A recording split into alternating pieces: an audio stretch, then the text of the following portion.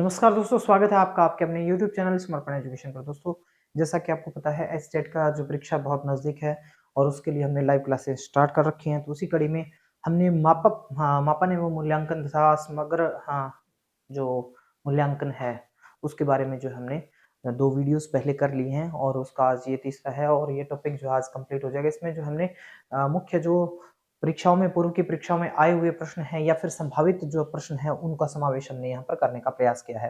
तो आप स्क्रीन पर देख पा रहे हैं कि जो है आज हम सतत एवं व्यापक मूल्यांकन यानी सीसीई और मूल्यांकन से संबंधित जो है प्रश्नों को हम करने वाले हैं। तो प्रश्न आपके सामने है आकलन, यानी आपकी स्क्रीन पर है आकलन। आकलन क्या है? बच्चों को लेवल यानी नाम देने और वर्गीकृत करने की अच्छी रणनीति है या फिर बच्चों में प्रतियोगितात्मक भावना को सक्रिय रूप से बढ़ावा देना है या फिर आकलन क्या है? सीखने को सुनिश्चित करने के लिए तनाव और दबाव को उत्पन्न करना है या सीखने में सुधार का एक तरीका है। तो आप जो है साथ के साथ जो है क्वेश्चन नंबर, जैसे पहला नंबर है ये, तो पहला नंबर लिख के आप जो इसके कमेंट करके आप जो है इसका आंसर बता दीजिए, फिर जो है इसका एक्सप्लेन हम करने वाले हैं। ठीक है, तो साथ के साथ आंसर देते रहेंगे तो कम से कम आपको ये पता चलता रहेगा आपका राइट आंसर क्या है और कितना सही है वो। ठीक है, तो आकलन वास्तव में क्या है? तो वर्गीकरण करने की अच्छी रणनीति। तो वर्गीकरण हमें नहीं करना, ठीक है, और प्रतियोगिता की भावना को बढ़ावा तो देना है, लेकिन प्रॉपर जो आकलन का अर्थ क्या है? वो सीखने में सुधार का एक तरीका है, सीखने में सुधार करने का एक तरीका है। राइट आंसर हमारा ऑप्शन डी हो जाएगा। अगला प्रश्न है, कम से कम समय में ज्यादा से ज्यादा करने का प्रयास हम करेंगे वह मापनी जिसमें अंतराल के समस्त गुणों के साथ परम शून्य भी हो कहलाती है। नामित मापनी, कर्म सूचक मापनी, अंतराल मापनी या अनुपात मापनी। तो ऐसा जो है वो अनुपात मापनी होती है। अगला प्रश्न है, मूल्यांकन को मूल्यांकन को शिक्षण अधिगम प्रक्रिया का एक भाग होना चाहिए या केवल नंबरों के संदर्भ में करना चाहिए या वस्तुनिष्ठ प्रकार के लिखित कार्यों पर आधारित होना चाहिए या एक अलग गतिविधि के रूप में लेना चाहिए। तो देखिए इनमें से जो बेस्ट ऑप्शन क्या रहेगा मूल्यांकन के लिए, कि मूल्यांकन को क्या होना चाहिए, तो आप कमेंट कर दीजिए तीसरे का। तो मूल्यांकन को क्या होना चाहिए? मूल्यांकन को होना चाहिए शिक्षण प्रक्रिया, शिक्षण अधिगम प्रक्रिया का एक भाग होना चाहिए, यानी कि ये शिक्षण के अंतर्गत ही आना चाहिए। अगला है, आकलन का प्राथमिक उद्देश्य क्या होना चाहिए? आकलन का प्राथमिक उद्देश्य क्या होना चाहिए? तो विद्यार्थियों के प्राप्तांकों के आधार पर उनको नामांकित करना, रिपोर्ट कार्ड में उत्तीर्ण या अनुत्तीर्ण अंकित करना, विद्यार्थियों के लिए श्रेणी निश्चित करना या संबंधित अवधारणाओं के बारे में बच्चों की स्पष्टता तथा भ्रांतियों को समझना। तो चार ऑप्शन आपके सामने है। तो आकलन का प्राथमिक उद्देश्य क्या होना चाहिए? तो आकलन का उद्देश्य क्या होना चाहिए? तो हमने कल ही पिछले वीडियो में हमने पढ़ा था कि आकलन जो है वो क्या होना चाहिए? आकलन बच्चों की स्पष्टता तथा भ्रांतियों को समझना, बच्चों के कौन सा टॉपिक कहां तक क्लियर हुआ और कितना हुआ है, इस चीज को समझना क्या है, वो आकलन का प्राथमिक उद्देश्य होना चाहिए। यानी कि भ्रांतियां, कमियां जो है उनका पता लगाना और उनका जो है निदान करना। मूल्यांकन का उद्देश्य क्या है? मूल्यांकन का उद्देश्य क्या है? बच्चे को उत्तीर्ण या अनुत्तीर्ण घोषित करना, बच्चा क्या सीखा है यह जानना, ये बच्चे के सीखने के बारे में आई कठिनाइयों को जानना और उपरोक्त सभी। तो देखिए इसमें क्या होता है, मूल्यांकन में उत्तीर्ण अनुत्तीर्ण तो होता ही है, मेन ये देखा जाता है कि बच्चे ने क्या सीखा है ये भी जाना जाता है और उसको किन कठिनाइयों का सामना करना पड़ा ये भी होता है। तो फिर हमारा ऑप्शन जो है डी हो जाएगा, उपरोक्त सभी मूल्यांकन के अंतर्गत सारे ये आते हैं, मूल्यांकन के उद्देश्य हैं। अगला है, मूल्यांकन किया जाना चाहिए। मूल्यांकन से बच्चे पढ़ेंगे, मूल्यांकन किया जाना चाहिए। तो यहां पर अगर हम ये लिखें कि क्यों मूल्यांकन जो है वो क्यों किया जाना चाहिए, तो फिर क्या मूल्यांकन से बच्चे से पढ़ेंगे, पता लगता है कि बच्चों की उपलब्धि का या बच्चों के सीखने के स्तर का ज्ञान होता है या शिक्षकों की उपलब्धि का पता लगता है। तो क्या होगा, मूल्यांकन है तो उसमें क्या होगा, उसमें उससे क्या होता है, बच्चों के सीखने के स्तर का ज्ञान होता है। राइट आंसर हो जाएगा हमारा ऑप्शन सी।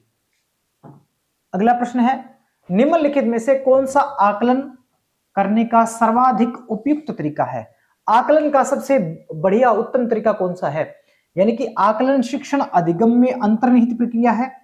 आकलन एक शैक्षणिक स्तर में 2 बार आयोजित करना चाहिए, शुरू में और आरंभ में, अंत में। आकलन शिक्षक के द्वारा नहीं बल्कि किसी बाह्य एजेंसी के द्वारा किया जाना चाहिए और आकलन स्तर की समाप्ति पर करना चाहिए। तो बिल्कुल आकलन स्तर की समाप्ति पर नहीं करना चाहिए।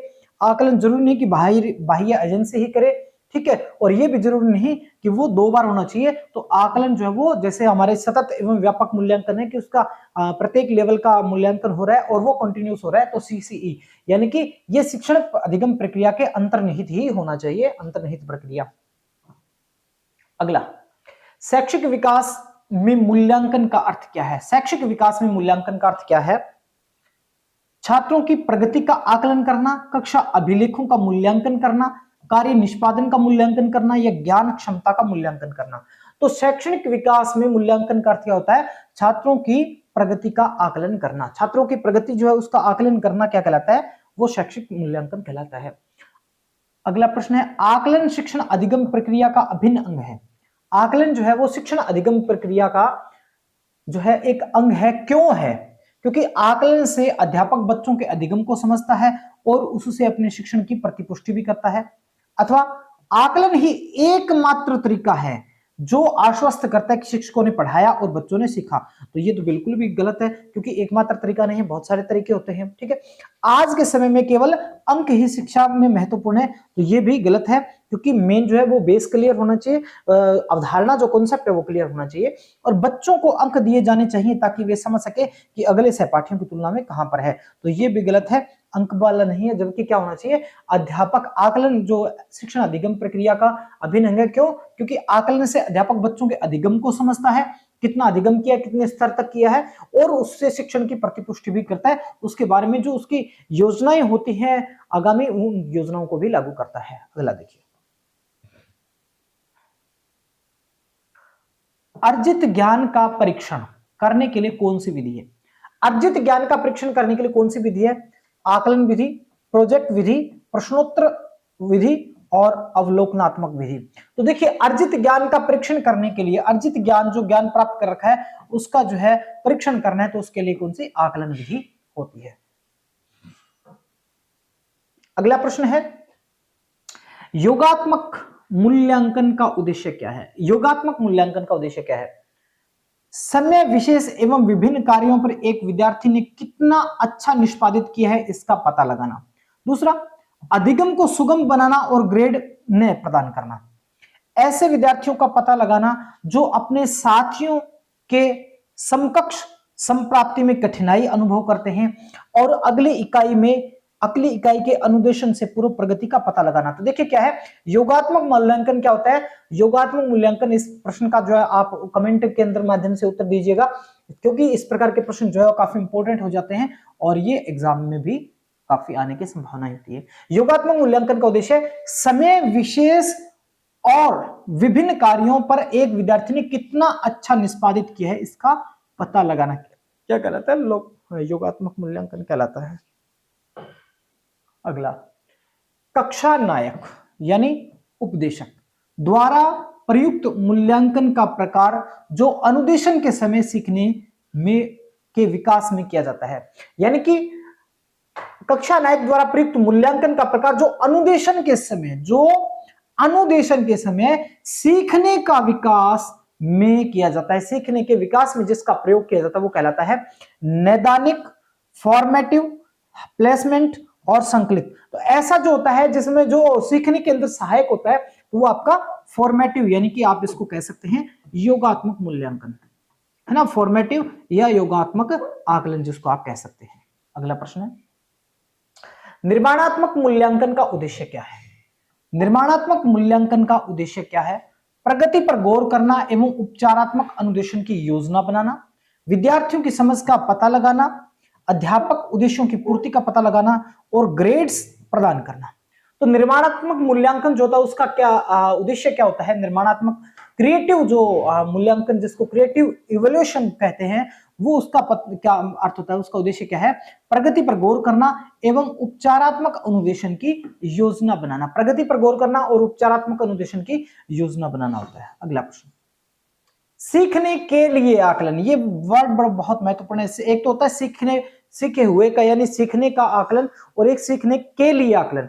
जब सीखने के लिए आकलन होता है तो उसमें ये होता है कि हमें जो है कितना और जो है सीखना चाहिए, वो होता है सीखने के लिए आकलन। ठीक है, कि हम जो है किस स्टेज पर हैं और हमें और कितनी आवश्यकता होती है, ये होता है सीखने के लिए आकलन।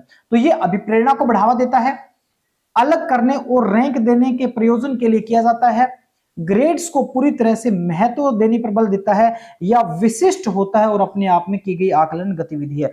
तो देखिए सीखने के लिए आकलन होगा, यानी कि हमें कुछ सीखना है और उसके लिए अगर हम आकलन करते हैं तो हम क्या होंगे, उससे अभिप्रेरित होंगे कि हमने कितना और सीखना है, कितना हम सीख चुके हैं। तो ये होता है, तो ये क्या करता है, ये अभिप्रेरणा को बढ़ावा देता है। सीखने के लिए आकलन जो है वो अभिप्रेरणा को बढ़ावा देता है। और आज के इस वीडियो का अंतिम जो प्रश्न है वो है, बाल केंद्रित शिक्षा में आमतौर पर निम्न शामिल होता है। बाल केंद्रित शिक्षा में क्या शामिल होता है? तुरंत या मौके पर मूल्यांकन करना, कोई मूल्यांकन नहीं, अधिक योगात्मक मूल्यांकन और अधिक रचनात्मक मूल्यांकन।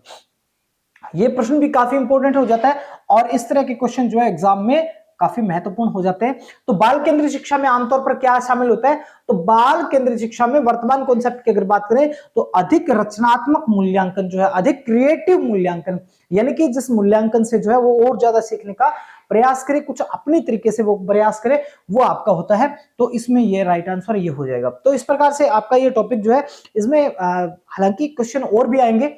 हमने अभी तक जो परीक्षा में आए हुए हैं या परीक्षा के लेवल के जो प्रश्न है वो हमने यहाँ पर डालने का प्रयास किया है। इसी प्रकार से आपको अगर और भी वीडियोस अगर चाहिए होती हैं तो आप किस टॉपिक के ऊपर आपको इंस्टेंट वीडियो चाहिए तो वो अभी आप कमेंट कर सकते हैं। और दूसरा, चैनल को सब्सक्राइब नहीं कर रखे हैं आप तो उसको सब्सक्राइब कर लीजिए ताकि आने वाली वीडियोस के नोटिफिकेशन आपको मिलते रहें। चैनल को सब्सक्राइब करें, इस वीडियो को लाइक जरूर करना और अपने दोस्तों के साथ भी शेयर करना। धन्यवाद।